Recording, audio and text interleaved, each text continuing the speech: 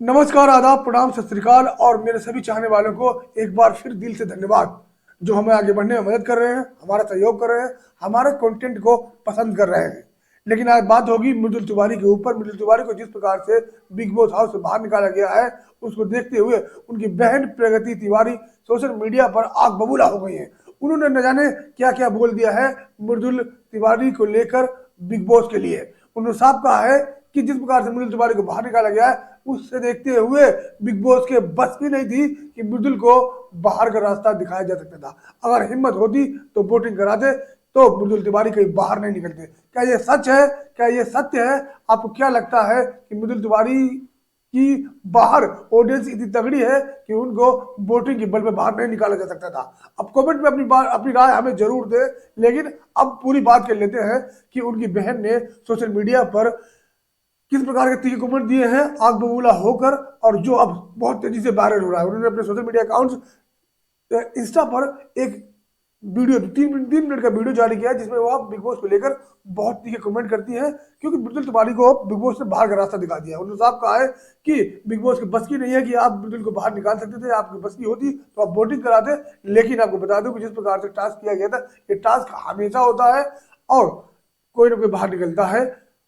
ये भी सच है कि मृदुल तिवारी की ऑडियंस बहुत ज्यादा है, जिसके कारण वोटिंग के बल पर उनको बाहर नहीं निकाला जा सकता था। उनकी बहन ने अब तीखे वार करते हुए कहा कि आप इतने बायस क्यों हो? आपको मृदुल को निकालने के लिए राजनीति क्यों करनी पड़ी? आपको मृदुल को बाहर निकालने के लिए ये षड्यंत्र क्यों रचना पड़ा? मृदुल को बाहर निकालने के लिए आपको पैड ऑडियंस क्यों लानी पड़ी?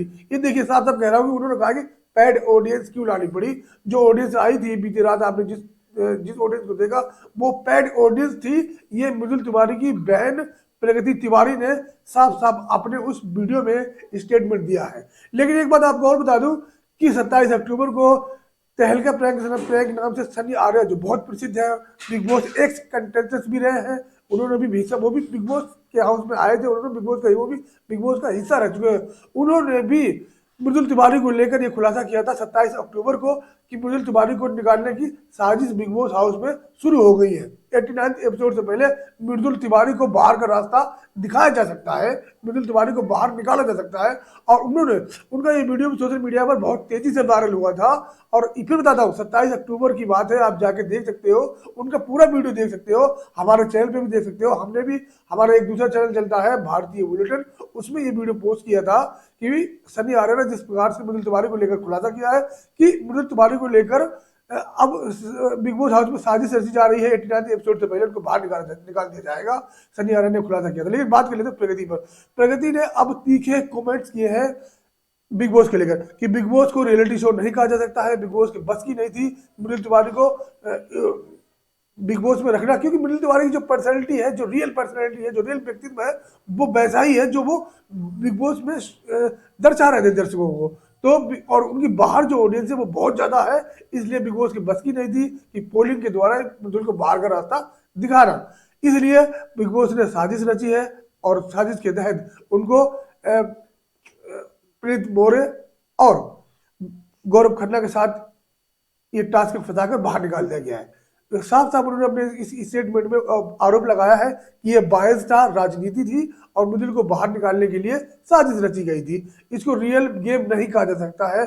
लेकिन एक बात और भी कहूंगा कि जिस प्रकार से मृदुल तिवारी, प्रगति तिवारी और उनकी टीम है, किसी को भी बिग बॉस में बुलाया जा सकता है, तो ये सवाल उठेगा। हम ये बात अभी कह रहे हैं, लेकिन वो क्या पता प्रगति को ही अगले नेक्स्ट सीजन में बुला लिया जाए और ये बात उठे, तो वहां पे देखेंगे कि अब प्रगति क्या आंसर करेगी। लेकिन बहरहाल बात कर लेते हैं। प्रगति बहुत रोती हुई नजर आती है अपने उस वीडियो में, और इस प्रकार से सूचनाएं जनता को प्रसारित कर रही हैं कि बिग बॉस ने मृदुल तिवारी को लेकर गलत किया है, मृदुल तिवारी को बाहर निकाल दिया है। क्योंकि मृदुल तिवारी वोटिंग के बल पर बाहर निकलते ही नहीं, तो क्या वो शो जीत जाते? मृदुल तिवारी जिस प्रकार से शो में दिखाई दे रहे थे, उस प्रकार से क्या वो शो जीत जाते? मैं ये सवाल अपनी ऑडियंस से करना चाहता हूँ कि जिस प्रकार से व्यक्तित्व रहा है मृदुल तिवारी का बिग बॉस हाउस के अंदर, क्या मृदुल तिवारी शो को जीत सकते थे? क्या मृदुल तिवारी को अनफेयर तरीके से बाहर निकाला गया है? कमेंट बॉक्स में अपनी राय हमें जरूर दें। लेकिन अब बात कर लेते हैं तहलका पे। तहलका ने भी ये खुलासा किया था कि उनको मृदुल तिवारी को 89 एपिसोड से पहले बाहर का रास्ता दिखा दिया जाएगा। तो और ये ठोक के दावा किया था, तहलका ने कहा था कि इसे 100% नहीं 1000% ये सत्य है, क्योंकि तहलका को ये इन्फॉर्मेशन बिग बॉस हाउस के किसी अंदर से मिली थी। अब बिग बॉस हाउस के अंदर से इन्फॉर्मेशन तहलका का पास कैसे पहुंची, और तहलका को ये बात पहले ही 27 अक्टूबर को कैसे पता लग गई, जहां मृदुल तिवारी निकल जाते हैं। आपको बता दूं, मृदुल तिवारी निकलते हैं 12 अक्टूबर को, इविक्ट हो जाते हैं, लेकिन 27 अक्टूबर को तहलका ये बात कह देते हैं कि 89 एपिसोड से पहले मृदुल तिवारी को बाहर का रास्ता दिखा दिया जाएगा।